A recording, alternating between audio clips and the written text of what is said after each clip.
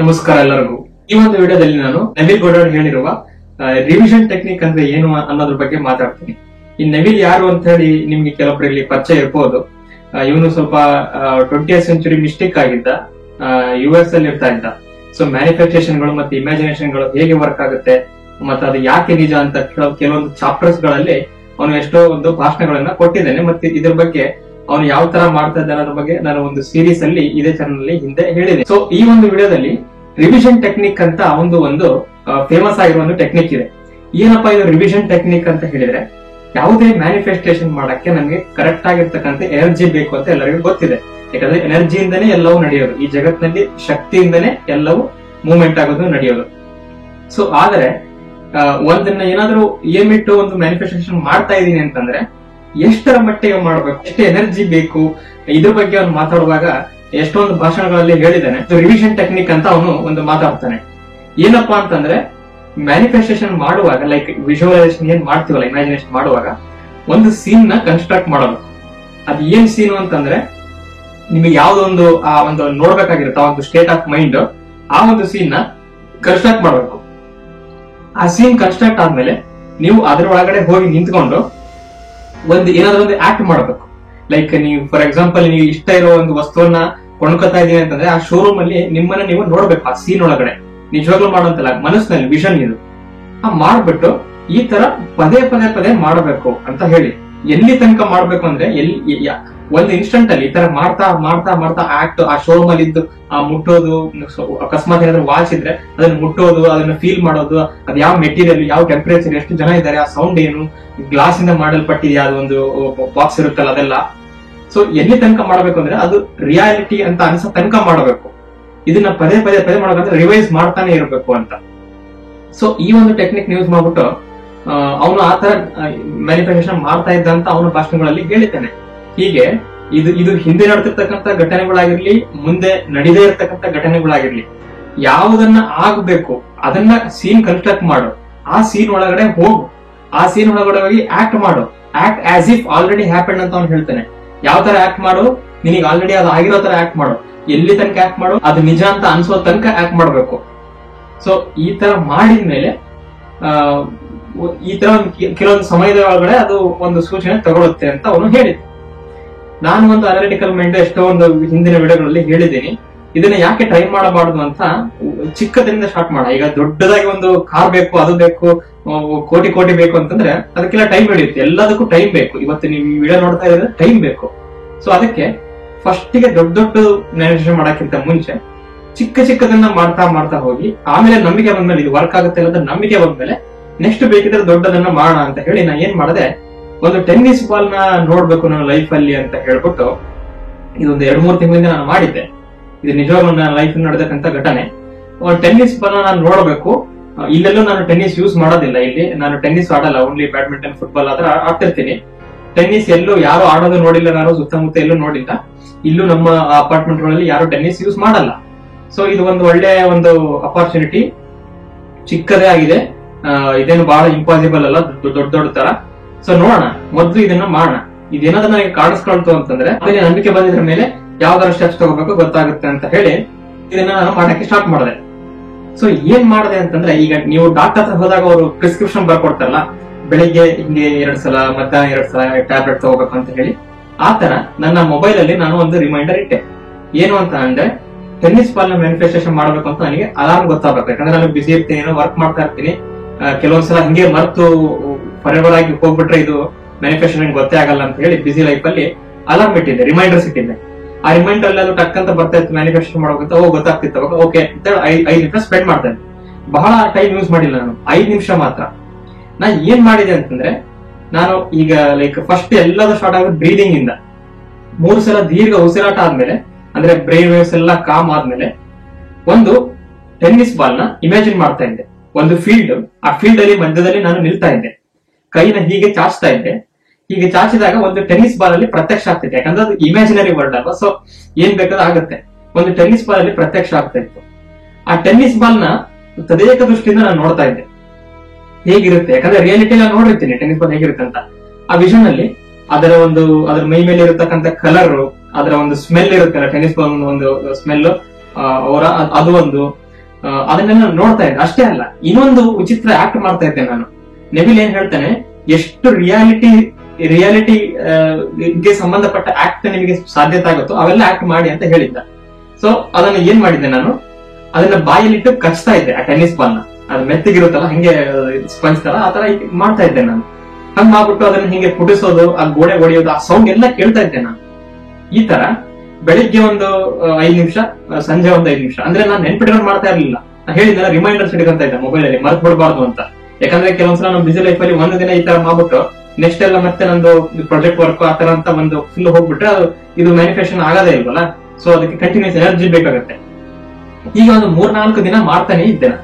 ಬೆಳಿಗ್ಗೆ ಒಂದು 5 ನಿಮಿಷ, ರಾತ್ರಿ ಒಂದು 5 ನಿಮಿಷ, ಅದೇ ಒಂದು ಗುಂಗಿನಲ್ಲಿ ನಾನು ಇರ್ತಾ ಇದ್ದೆ. ಸಬ್ಲಿಮಿನಲ್ ಅಂದ್ರೆ ನಮ್ಮ ಸಬ್ ಕಾನ್ಶಿಯಸ್ ಮೈಂಡ್ ಅಲ್ಲಿ ಇದು ಸೇವ್ ಆಗ್ತಾ ಹೋಗ್ತಾ ಇತ್ತು. ನಾನು ಟೆನ್ನಿಸ್ ಬಾಲ್ ಅನ್ನು ಮುಟ್ತಾ ಇದ್ದೀನಿ, ಅದನ್ನ ಕಚ್ತಾ ಇದ್ದೀನಿ, ಅದರ ವಾಸನೆ ನೋಡ್ತಾ ಇದ್ದೀನಿ, ಆಡ್ತಾ ಇದ್ದೀನಿ, ಅದನ್ನ ನೋಡಿದೀನಿ ಅಂದ್ರೆ ರಿವಿಷನ್. ಹೇಗೆ ಎಕ್ಸಾಮ್ ಬಂದಾಗ ಅದನ್ನ ಪದೇ ಅದನ್ನೇ ಮಾಡ್ತಾರೋ, ಓದಿ ಮೆಮೊರಿಯಲ್ಲಿ ಸೇವ್ ಆಗ್ಬಿಡುತ್ತೋ, ಹಂಗೆ ಇದನ್ನ ಮಾಡ್ತಾ ಇದ್ದೆ. ಒಂದು 4-5 ದಿನಗಳು ಆದ್ಮೇಲೆ ನನಗೆ ಒಂದು ಬೇಜಾರಾಗಿ ಸ್ಟಾರ್ಟ್ ಆಗ್ಬಿಡ್ತು. ಅಂದ್ರೆ ತಕ್ಷಣಕ್ಕೆ ನಾನು ರಿಸಲ್ಟ್ ಹೇಳಿದಲ್ಲ, ಎಲ್ಲದಕ್ಕೂ ಟೈಮ್ ಬೇಕು. ಬೇಜಾರಾಗ್ಬಿಡ್ತು. ಏನಂತಂದ್ರೆ ಇದೊಂದು ರಿಡೆಂಡೆನ್ಸಿ ತರ ಇದೆ. ಇದು ಒಂಥರ ಏನೋ ಒಂದು ಫೋರ್ಸ್ಫುಲ್ ಆಗಿ ನನ್ನ ಲೈಫ್ ಅಲ್ಲಿ ಏನೋ ಒಂದು ತಗೊಂತಾ ಇದೀನಿ ಏನಪ್ಪಾ ಅಂತ ಅನ್ನೋ ತರ. ಯಾಕಂದ್ರೆ ಟೆನ್ನಿಸ್ ಬಾಲ್ ನೋಡ್ಬೇಕಂದ್ರೆ ಇವತ್ತೇ ನಾನು ಸ್ಪೋರ್ಟ್ಸ್ ಅಂಗಡಿಗೆ ಹೋಗಿ ನೋಡ್ಬಿಡ್ಬೋದು. ಬಟ್ ನಾನು ಏನು ಟ್ರೈ ಮಾಡ್ತಾ ಇದೀನಿ, ನನ್ನ ಮನಸ್ಸಿನ ಒಂದು ಶಕ್ತಿಯಿಂದ ಒಂದನ್ನು ನೋಡ್ಬೋದಾ. ಈಗ ಒಂದನ್ನ ಪಡಿಬೇಕು ಅನ್ನೋದು ಬೇರೆ, ಒಂದನ್ನ ಯಾವಾಗ ಪಡಿಬೇಕು ಅನ್ನೋ ಒಂದು ಆಸೆ ಬೇರೆ. ಸೊ ಆದ್ದರಿಂದ ಹಿಂಗೆ ರಿಡೆಂಡೆನ್ಸಿ ಆಗ್ಬಿಟ್ಟು ನಾ ಏನ್ ಮಾಡಿದೆ, ಓಕೆ ಇದು ಇದ್ರೆ ಇರ್ಲಿ ಬಿಟ್ರೆ ಬಿಡ್ಲಿ, ಬಟ್ ಈ ತರ ಫೋರ್ಸ್ಫುಲ್ ಆಗಿ ಒಂದು ನೋಡೋದು ಬೇಡ ಅಂತ ಹೇಳಿ ಹಾಗೆ ಬಿಟ್ಟ ಮೇಲೆ ಒಂದು 2-3 ದಿನಗಳು ಕಳೆದಿರಬಹುದು. ಈ ಅಂದ್ರೆ ಆಕ್ಟ್ ಆಸ್ ಇಫ್ ಮಾಡೋದು ಬಿಟ್ಟ ಮೇಲೆ 2-3 ದಿನಗಳು ಕಳೆದಿರಬಹುದು. ನಿಮಗೆ ರೆಡಿಟ್ ಅಂತ ಒಂದು ಆಪ್ ಗೊತ್ತಿರಬಹುದು ನಿಮ್ಮಲ್ಲಿ, ಅದು ಟ್ವಿಟರ್ ತರ, ಅದರಲ್ಲಿ ನ್ಯೂಸ್ ಎಲ್ಲ ನೋಡ್ಬೋದು. ಆ ರೆಡಿಟ್ ಲೈವ್ ಅಲ್ಲಿ ನಾನು ನೋಡುವಾಗ ಹೀಗೆ ಸ್ಕ್ರೋಲ್ ಮಾಡ್ತಾ ಇದ್ದೆ ನಾನು. ಇನ್ಸ್ಟಾಗ್ರಾಮ್ ಲೈವ್, ಫೇಸ್ಬುಕ್ ಲೈವ್ ಅಂತ ಬರ್ತಾ ಇರುತ್ತಲ್ಲ, ರೆಡಿಟ್ ಲೈವ್ ಅಂತ ಬರುತ್ತೆ. ಅದನ್ನ ನಾನು ಸ್ಕ್ರೋಲ್ ಮಾಡ್ತಾ ಇರುವಾಗ ಒಬ್ಬ ಅಂದ್ರೆ ಅಲ್ಲಿ ಲೈವ್ ಅಲ್ಲಿ ತೋರಿಸ್ತಾ ಇರ್ತಾರೆ, ಯಾರೋ ಒಬ್ರು ಹಿಂಗೆ ತೋಟ ತೋರಿಸ್ತಾ ಇರ್ತಾರೆ, ಯಾರೋ ಸಮುದ್ರದಲ್ಲಿ ಲೈಕ್ ಈಜ್ತಾ ಇರೋದು ತೋರಿಸ್ತಾ ಇರ್ತಾರೆ. ಅವನು ಆ ಒಂದು ಮನೆಯಲ್ಲಿ ಆಡ್ತಾ ಇದ್ದ. ಅವನ ಹತ್ರ 2 ಪ್ರಾಣಿಗಳಿತ್ತು, ಒಂದು ಬೆಕ್ಕಿತ್ತು, ಒಂದು ನಾಯಿ ಇತ್ತು. ಅದನ್ನ ಆಡಿಸ್ತಾ ಇದ್ದ. ಅಲ್ಲೆಲ್ಲ ಆಟ ಸಾಮಾನುಗಳು ಬಿದ್ದಿತ್ತು ಆ ಫ್ಲೋರ್ ಮೇಲೆ. ಆ ಬೆಕ್ಕು ಮತ್ತೆ ನಾಯಿಗಳು ಆಡ್ತಾ ಇರೋದು. ಅವ್ರ ಮನೆಯಲ್ಲಿ ಹಿಂಗೆ ಲೈವ್ ವಿಡಿಯೋ ಮಾಡ್ತಾ ಇದ್ದ, ಅವರ ಪೆಟ್ಸ್ ನ ತೋರಿಸ್ತಾ ಇದ್ದ. ಅದರಲ್ಲಿ ನಾನು ಏನು ಇಮ್ಯಾಜಿನ್ ಮಾಡಿದ್ದೆ, ಅದೇ ಕಲರ್ ಟೆನ್ನಿಸ್ ಬಾಲ್ ನ ಆ ಒಂದು ಬ್ಲಾಕ್ ಕಲರ್ ಡಾಗ್, ಅದು ಆಕ್ಚುಲಿ ಆ ಬ್ಲಾಕ್ ಡಾಗ್ ಅದನ್ನ ಕಚ್ಚಿ ಆಡ್ತಾ ಇತ್ತು. ನಾನು ಹಿಂಗೆ ಸ್ಕ್ರೋಲ್ ಮಾಡಿ ಮುಂದಕ್ಕೆ ಹೋದೆ, ಮತ್ತೆ ವಾಪಸ್ ಬಂದೆ. ಏನಿದು, ಇದೇನೋ ಎಲ್ಲೋ ನೋಡ್ದಂಗಿದೆಯಲ್ಲ ಇದು ಅಂತ. ಆ ನಾಯಿ ಅದನ್ನ ಕಚ್ಚಿ ಆಡ್ತಾ ಇತ್ತು. ಆ ನಾಯಿ ಹಿಂಗೆ ಬಡಿತಾ ಇತ್ತು ಆ ಒಂದು ಬಾಲಿಗೆ, ಕೆಳಗಡೆ ಬಿದ್ದಿತ್ತಲ್ಲ ಟೆನ್ನಿಸ್ ಬಾಲ್. ಸೊ ಇದನ್ನ ನೋಡಿ ನಾನು ಅನ್ಕೊಂಡೆ, ಇದು ಒಂಥರ ಅನ್ಕಾನ್ಶಿಯಸ್ ಆಗಿ ಮ್ಯಾನಿಫೆಸ್ಟೇಷನ್ ನನ್ನ ಒಂದು ಭಾಗವೇ ಆಗಿದೆಯಲ್ಲ ಇದು. ಆದ್ರೆ ಒಂದು ಕ್ವಶನ್ ಬಂದ್ಬಿಡ್ತಿಲ್ಲ. ನಾನು 4 ದಿನ ಮಾಡಿ ಅದನ್ನ ಬಿಟ್ಟೆ. ಅಂದ್ರೆ ಗ್ಯಾಪ್ ಆಗಿತ್ತು 3-4 ದಿನ ಆದ್ಮೇಲೆ. ಆದ್ರೂ ಯಾಕೆ ಇದು ವರ್ಕ್ ಆಯ್ತು? ನಾನು ಹೇಗೆ ಕಚ್ಚಿದ್ನೋ ಅದೇ ತರ ಈ ಒಂದು ನಾಯಿ ಕಚ್ತಾ ಇರೋ ತರ ವಿಡಿಯೋ ಬಂತಲ್ಲ, ನನ್ನ ಎದುರಿಗೆ ಬಂತಲ್ಲ, ಇದು ಹೇಗೆ ಉಂಟಾಯ್ತು ಅಂತ ನೋಡಿದಾಗ ಅಲ್ಲಿ ಒಂದು ಇನ್ನೊಂದು ಟೆಕ್ನಿಕ್ ಬರುತ್ತೆ. ಇದು ಲೆಟ್ಟಿಂಗ್ ಅಂತ ಒಂದು ಪಾರ್ಟ್ ಬರುತ್ತೆ. ಯಾವಾಗ ನೀವು ಒಂದನ್ನ ಅಬ್ಸೆಸಿವ್ ಆಗಿ ಮಾಡ್ತಾ ಹೋದಾಗ ಅದು ಸ್ವಲ್ಪ ಆಗಿಲ್ಲ ಅಂತಂದ್ರೆ ಕೂಡ ಮನಸ್ಸು ತುಂಬಾ ನೆಗೆಟಿವಿಟಿ ಕಡೆ ಹೋಗುತ್ತೆ. ಆದ್ರೆ ನೀವು ಒಂದು ಪ್ರಯತ್ನ ಪಟ್ಬಿಟ್ಟು ಆಗತ್ತೆ ಅಂತ ಆ ನಂಬಿಕೆಯಲ್ಲಿ ಅದನ್ನ ಕೈ ಬಿಟ್ಬಿಟ್ರೆ ನೀವು ಅದನ್ನ ಮಾಡೋದೇ ಬೇಕಾಗಿಲ್ಲ. ಆ ಟೆಕ್ನಿಕ್ ಏನು ಮಾಡೋದ್ ಬೇಕಾಗಿಲ್ಲ. ಅದೇ ಆಗಿತ್ತು. ನಾನು 4 ದಿನ ಕರೆಕ್ಟ್ ಆಗಿ ಮಾಡಿದೆ. ನಾನು ಎಷ್ಟು ಕರೆಕ್ಟ್ ಆಗಿ ಅಂತಂದ್ರೆ ಈ ಡಾಕ್ಟರ್ ಪ್ರಿಸ್ಕ್ರಿಪ್ಷನ್ ಪಡ್ಕೊಟ್ಟಿರ್ತಾರೇನಪ್ಪ ಅನ್ನೋ ತರ ಮಾಡಿದೆ. ನಾನು ರಿಮೈಂಡರ್ ಇಟ್ಕೊಂಡು ಮಾಡ್ತಾ ಇದ್ದೆ. ಟೆನ್ನಿಸ್ ಬಾಲ್ ನೋಡ್ತಾ ಇದೀನಿ, ಟೆನ್ನಿಸ್ ಬಾಲ್ ಕಚ್ತಾ ಇದೀನಿ, ಟೆನ್ನಿಸ್ ಬಾಲ್ ಅಲ್ಲಿ ಕಾಣ್ತಾ ಇದೆ ಅಂತ. ಆದ್ರೆ ಅದಾದ್ಮೇಲೆ ರಿಡಂಡೆನ್ಸಿ ಆಗ್ಬಿಟ್ಟು ಅದನ್ನ ಬಿಟ್ಬಿಟ್ಟೆ. ಅಂದ್ರೆ ಅಲ್ಲಿ ರೆಸಿಸ್ಟೆನ್ಸ್ ಇಲ್ಲದೆ ಆಯ್ತು. ತುಂಬಾ ಈಸಿಯಾಗಿ ಆ ಒಂದು ದಾರಿ ಅದಕ್ಕೆ ಒಂದು ಸಿಕ್ತು. ನಾ ಇನ್ನೂ ಕಷ್ಟಪಟ್ಟು ಮಾಡ್ತಾ ಇದ್ರೆ ಅದು ಹೇಗೆ ನೀವು ಕೆಲವೊಂದು ಪ್ರಾಣಿಗಳನ್ನ ಹಿಡಿಬೇಕು, ಆಟ ಆಡಿಸ್ಬೇಕಂತ ಅವು ಹಿಡಿದಂಗೆಲ್ಲ ಮುಂದಕ್ಕೆ ಓಡೋಗ್ತಾರೆ. ಸುಮ್ನೆ ಬಿಟ್ಟಾಗ ಅವಷ್ಟೇ ತಮ್ಮ ಹತ್ರ ಬರ್ತಾರೆ. ಸೊ ಇದು ವರ್ಕ್ ಆಗೋದು ಇದೇ ತರ. ಆದ್ರೆ ಈ ರಿವಿಷನ್ ಟೆಕ್ನಿಕ್ ಇದ್ರ ಹಿಂದೆ ಏನು ಸೈಂಟಿಫಿಕ್ ಮಹತ್ವ ಇದೆ? ನೀನು ಹಂಗ್ ಮಾಡಿದ್ದಕ್ಕೆ ಆ ನಾಯಿ ಟೆನ್ನಿಸ್ ಬಾಲ್ ಕಾಣ್ತು ಅಂತ ಹೇಗೆ ಹೇಳ್ತಾ ಇದೀಯ ನೀನು? ಯಾವ ಒಂದು ಬೇಸಿಸ್ ಮೇಲೆ ಹೇಳ್ತಾ ಇದೀಯಾ? ಯಾವ ಬೇಸಿಸ್ ಮೇಲೆ ಹೇಳ್ತಾ ಇದ್ದೀನಿ ಅಂತಂದ್ರೆ, ಇದನ್ನ ಮಾಡಿದ ಸಮೀಪದ ದಿನಗಳಲ್ಲೇ ಈ ತರ ಘಟನೆಗಳು. ಇದು ಒಂದಲ್ಲ. ನಾನು ಒಂದು ಕರಿಯಾದ ಬೆಕ್ಕನ್ನು ನೋಡ್ಬೇಕಂತ ಒಂದು ಮ್ಯಾನಿಫೆಸ್ಟೇಷನ್ ಮಾಡಿದ್ದೆ. ಕಂಪ್ಲೀಟ್ ಬ್ಲಾಕ್, ಒಂದು ಸ್ಪಾಟ್ ಇರಬಾರ್ದು, ಕಂಪ್ಲೀಟ್ ಬ್ಲಾಕ್ ಇರ್ತಕ್ಕಂಥ ಬೆಕ್ಕುಗಳು. ನಾ ಈಗ ನಾರ್ಮಲ್ ಆಗಿ ಬೆಕ್ಕುಗಳಲ್ಲಿ ನೋಡಲ್ಲ. ಆಮೇಲೆ ಅದೇ ತರ ಈ ಲ್ಯಾಡರ್ ಟೆಕ್ನಿಕ್ ಅನ್ನು ನಾನು ಮಾಡಿದ್ದೆ. ಅದು ಕೂಡ ನಾನು 3-4 ದಿನದಲ್ಲೇ. ಅಂದ್ರೆ ಇಲ್ಲಿ ಏನ್ ಹೇಳ್ತಾ ಇದ್ದೀನಿ, ಇದೊಂದು ಏನೋ ಟೆಕ್ನಿಕ್ ಮಾಡಿದ ತಕ್ಷಣನೇ ಹಿಂಗಾಗತ್ತಲ್ಲ, ಇದಕ್ಕೆ ಆನ್ಸರ್ ನನ್ನ ಹತ್ರ ಇಲ್ಲ. ಅಂದ್ರೆ ಯಾವಾಗ ಬೇಕಾವಾಗ ಏನೇನೋ ಆಗೋದು ಓಕೆ, ಆದ್ರೆ ನಾನು ಮತ್ತೆ ಒಂದು ಚಾಲೆಂಜ್ ಮಾಡಿ ಹೇಳ್ತೀನಿ, ಏನಾದ್ರೂ ಒಂದನ್ನ ನೀವೇ ನನಗೆ ಕೊಟ್ಟರು ಕೂಡ ಅದನ್ನ ಮಾಡೇ ನೆಕ್ಸ್ಟ್ ಒಂದು 10 days ಅಲ್ಲಿ ಅದಕ್ಕೆ ಸಂಬಂಧಪಟ್ಟಂತ ಘಟನೆ ನಡೆಯುತ್ತೆ. ಅಂದ್ರೆ ನಾನ್ ಕೇಳ್ತಿರೋ ಕ್ವಶನ್, ಇದೆಲ್ಲ ಕಾಕತಾಳಿ ಅಂತ ನೀವು ಕೇಳಕ್ಕಿಂತ ಮುಂಚೆ ಹಿಂಗೆ ನಾನು ಮಾಡಿದಾಗ ಸುತ್ತಮುತ್ತ ದಿನಗಳಲ್ಲೇ ಯಾಕೆ ಈ ತರ ಘಟನೆಗಳು? ಸೊ ಇದು ಮನಸ್ಸಿಗೆ ಸಂಬಂಧಪಟ್ಟ ಒಂದು ವಿಚಾರ. ಸೊ ಇದು ರಿವಿಷನ್ ಟೆಕ್ನಿಕ್ ಯಾಕೆ ವರ್ಕ್ ಆಗುತ್ತೆ ಅಂತ ನವಿಲ್ ಬಗ್ಗೆ ಮಾತಾಡುವಾಗ ನಾನು ರಿಸರ್ಚ್ ಮಾಡ್ತಾ ಹೋದೆ, ಈ ವ್ಯಕ್ತಿ ಯಾಕೆ ಈಗ ರಿವಿಷನ್ ಟೆಕ್ನಿಕ್ ಇಷ್ಟೊಂದು ಇಂಪಾರ್ಟೆನ್ಸ್ ಅಂತ ಕೊಟ್ಟ ಅಂತ ಹೇಳಿದಾಗ, ಅವನು ಈ ಒಂದು 1960 ಒಂದು ಸಮೀಪದಲ್ಲಿ ಒಬ್ಬ ಗೆಳೆಯ ಇರ್ತಾನೆ ನವಿಲ್ಗೆ. ಇದು ನಿಜವಾದ ಘಟನೆ, ಇದ್ರ ಕಾನ್ವರ್ಸೇಷನ್ ಕೂಡ ನಾನು ಡಿಸ್ಕ್ರಿಪ್ಷನ್ ಅಲ್ಲಿ ಹಾಕಿರ್ತೀನಿ. ಆ ಗೆಳೆಯನ ಜೊತೆ ಮಾತಾಡುವಾಗ ಆ ಗೆಳೆಯ ಕೆಮಿಸ್ಟ್ ಆಗಿರ್ತಾನೆ, ಅಂದ್ರೆ ಫೇಮಸ್ ಲ್ಯಾಬ್ ಅಲ್ಲೆಲ್ಲ ವರ್ಕ್ ಮಾಡ್ತಾರಲ್ಲ ಕೆಮಿಸ್ಟ್ಗಳು, ಆ ತರ ಅವರ ರಿಸರ್ಚ್ ಎಲ್ಲ ಮಾಡ್ತಾ ಇರ್ತಾರೆ. ಅವ್ರು ಏನ್ ಬೇಕಾದ್ರೂ ನಂಬಲ್ಲ, ಅವರೆಲ್ಲ ಸೈಂಟಿಸ್ಟ್ಗಳು. ಸೊ ಅವಾಗ ನವಿಲ್ ಈ ತರ ಮಾತಾಡೋದನ್ನೆಲ್ಲ ಕೇಳ್ಬಿಟ್ಟು, ಹಿಂಗೆ ನಾನು ರಿವಿಷನ್ ಟೆಕ್ನಿಕ್ ಮಾಡ್ತೀನಿ, ಒಂದು ಇಲ್ದೇ ಇರೋದನ್ನ ಇಮ್ಯಾಜಿನ್ ಮಾಡ್ತೀನಿ, ಹಿಂದೆ ಯಾವ್ದೋ ಒಂದು ಘಟನೆ ನನಗೆ ಇಷ್ಟ ಇಲ್ಲದೆ ಇರೋ ತರ ನಡೆದಿರುತ್ತೆ, ಹೌದಾ, ಅದನ್ನ ನೀವು ಚೇಂಜ್ ಮಾಡಕ್ಕಾಗಲ್ಲ, ಹಿಂದೆ ನಡೆದಿರ್ತಕ್ಕಂಥ ಘಟನೆ. ಆದ್ರೆ ನವಿಲ್ ಏನ್ ಹೇಳ್ತಾನೆ, ಮತ್ತೆ ಹಿಂದಕ್ಕೆ ಹೋಗಿ ಅದು ಯಾವ ಘಟನೆ ನಡೆದಿದೆ, ಏನೋ ಒಂದು ರೋಗ ಬಂದಿರೋದು ಅಥವಾ ಯಾರೋ ಒಂದು ಏನೋ ಅಂದಿರೋದು, ಏನೋ ಒಂದು ಇಷ್ಟ ಇಲ್ಲದೆ ಇರೋ ಘಟನೆ ಆಗಿರೋದು, ಅಲ್ಲಿ ಹೋಗಿ ಯಾವ ತರ ಆಗ್ಬೇಕಿತ್ತು. ಈಗ ನೀವು ಅನ್ಕೊಳ್ತಿರ್ತೀರಲ್ಲ, ಹಂಗಾಗ್ಬಾರ್ದಿತ್ತು, ಹಂಗಾಗ್ಬೇಕಿತ್ತು ಅಂತ, ಹಂಗ ಆಗಿದೆ ಅಂತ ಅನ್ಕೊಳ್ಳಿ. ಮತ್ತೆ ಅಂದ್ರೆ ಟ್ರಾವೆಲ್ ಬ್ಯಾಕ್ ಇನ್ ಟೈಮ್. ಎಲ್ಲಿ? ಇಲ್ಲಲ್ಲ, ನಮ್ಮ ಇಮ್ಯಾಜಿನೇಷನ್ ಅಲ್ಲಿ ಮತ್ತೆ ವಾಪಸ್ ಹೋಗಿ ಆ ಮೂಮೆಂಟ್ ಹೋಗಿ ಆ ಸೀನ್ ನ ಕನ್ಸ್ಟ್ರಕ್ಟ್ ಮಾಡಿ, ಆ ಸೀನ್ ಅಲ್ಲಿ ನೀವು ಹೋಗಿ ಅದಕ್ಕೆ ಜೀವ ತುಂಬಿ, ಅದು ಹೇಗೆ ಆಗಬಹುದಿತ್ತು ಅಂತ ನೀವು ಅನ್ಕೊಳ್ತಿದ್ರು, ಆ ತರ ಅದನ್ನ ಆಗೋ ತರ ಒಂದು ಫೀಲ್ ಮಾಡಿ. ಅದೇ ತರ ಮುಂದೆ ಹಂಗಾಗ್ಬೇಕು ಹಿಂಗಾಗ್ಬೇಕಂತ ಕನಸು ಯಾರು ಕಾಣ್ತಾರೋ ಅದು ಆಲ್ರೆಡಿ ಹಂಗಾಗಿದೆ ಅಂತ ಒಂದು ಇದು ಮಾಡಿ. ಅಂದ್ರೆ ಒಟ್ಟಿನಲ್ಲಿ ಟೈಮ್ ಟ್ರಾವೆಲ್ ತರ ಮೈಂಡ್ ಅಲ್ಲಿ ರಿಯಲ್ ಟೈಮ್ ಟ್ರಾವೆಲ್ ಮಾಡಿ ಅಂತ ನವೀನ್ ಏನ್ ಹೇಳಿದ್ರೆ, ಇದನ್ನ ಅವನು ಆ ಫ್ರೆಂಡ್ ಹೋಗ್ತಾ ಇರಲ್ಲ, ಕೆಮಿಸ್ಟ್ ಯಾರು ಇರ್ತಾನೋ ಹೋಗ್ತಾ ಇರಲ್ಲ. ಅವ್ನು ಹೇಳ್ತಾನೆ, ನವೀನ್ ನೀನು ನನ್ನ ಒಂದು ಉತ್ತಮ ಗೆಳೆಯ ಆಗಿದ್ಯಾ, ನೀನು ಈ ತರ ಎಲ್ಲ ಒಂದು ಓದ್ಕೊಂಡಿದ್ಯಾ, ಎಜುಕೇಟೆಡ್ ಪರ್ಸನ್, ನೀನ್ ಹೇಳೋದು ಒಂದು ಮಾತ್ರ ನನಗೆ ಅರ್ಥ ಆಗಲ್ಲ, ಮತ್ತದನ್ನ ನಾನು ನಂಬೋದೂ ಇಲ್ಲ. ನೀನ್ ಫ್ರೆಂಡ್ ಅಂತ ಅಂದ ಮಾತ್ರಕ್ಕೆ ನೀನ್ ಹೇಳಿದ್ದೆಲ್ಲ ನಿಜ ಅಂತ ನಂಬ್ತೀನಿ ಅಂತಂದ್ರೆ ಅದು ಸುಳ್ಳು. ಯಾಕಂದ್ರೆ ನಾನೊಬ್ಬ ವಿಜ್ಞಾನಿ, ನಾನೊಬ್ಬ ಕೆಮಿಸ್ಟ್, ನಾನು ಏನನ್ನಾದ್ರೂ ಕೂಡ ಅಬ್ಸರ್ವ್ ಮಾಡ್ತೀನಿ. ಎಂಟ್ರೋಪಿ ಅಂತ ಒಂದು ಕೆಮಿಸ್ಟ್ರಿಯಲ್ಲಿ ಬರುತ್ತೆ, ನೀವು ಕೆಮಿಸ್ಟ್ರಿ ಓದಿದ್ರೆ. ಎಂಟ್ರೋಪಿ ಅಂತಂದ್ರೆ ಬ್ರಹ್ಮಾಂಡದಲ್ಲಿ ಎಲ್ಲವೂ ಹಿಗ್ಗತಾ ಹೋಗ್ತಾ ಇದೆ ಅಂತ. ಫಾರ್ ಎಕ್ಸಾಂಪಲ್, ನೀವು ಟೇಬಲ್ ಮೇಲೆ ಒಂದು ಟೀ ಕಪ್ ಇಟ್ಬಿಟ್ಟು ಅದನ್ನ ಬೀಳ್ಸಿದ್ರೆ ಅದು ಒಡೆದೋಗುತ್ತೆ. ಇವಾಗ ಏನ್ ನೋಡ್ತೀರಿ, ಟೇಬಲ್ ಮೇಲೆ ಇರೋ ಒಂದು ಕಪ್ ಅದು ಕೆಳ ಬಿದ್ದು ಒಡೆದೋಗಿದೆ ಅನ್ನೋದನ್ನ ನೋಡ್ತೀವಿ ಈ ಒಂದು ಬ್ರಹ್ಮಾಂಡದಲ್ಲಿ. ಆದ್ರೆ ಅದೇ ಕಪ್ ಒಡೆದೋಗಿರೋದೆಲ್ಲ ಮತ್ತೆ ಅದಷ್ಟೇ ಜಾಯಿನ್ ಆಗಿ ಮತ್ತೆ ವಾಪಸ್ ಬಂದು ಕೂಡುತ್ತೆ ಅಂತ ನೀವು ನಂಬ್ತೀರಾ? ಇಲ್ಲ.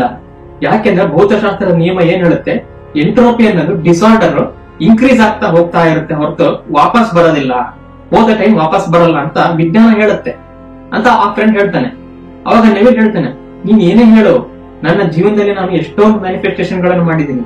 ಯಾವ ತರ ಮಾಡಿದ್ದೀನಿ ಅಂತಂದ್ರೆ, ನನಗೆ ಯಾವ ತರ ಆಗ್ಬಾರ್ದಿತ್ತು ಅಂತ ಅನಿಸುವಂತ ಘಟನೆಗಳಿಗೆಲ್ಲ ನಾನು ಅಲ್ಲಿ ಹೋಗ್ತೀನಿ.